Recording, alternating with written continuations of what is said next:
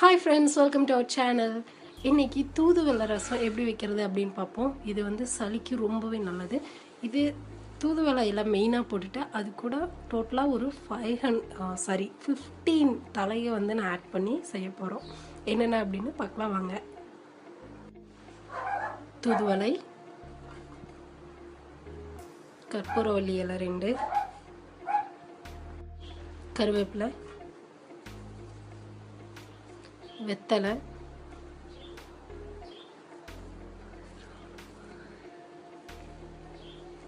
கீழாநெல்லி,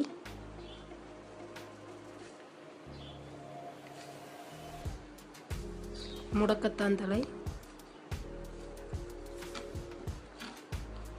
கோவக்காயோடைய தழை, கோவத்தழை,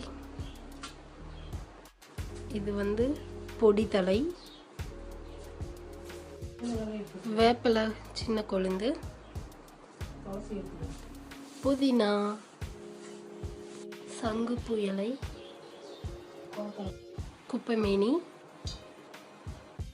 துத்தி இலை, துளசி, கரிஞ்சிக்குட்டி இலை, அப்புறம் சின்ன வெங்காயம், அதுக்கப்புறம் பூண்டு, கொத்தமல்லி, மஞ்சத்தூள், அப்புறமா கொஞ்சம் கொள்ளு, அப்புறம் சீரகம், மிளகு, எல்லாமே வந்து மிக்சியில் போட்டு நல்லா நெகுன்னு அரைச்சிக்கணும். அரைச்சிட்டு என்ன பண்ணலாம் அப்படிங்கிறத பார்ப்போம். போட்டுறேன்.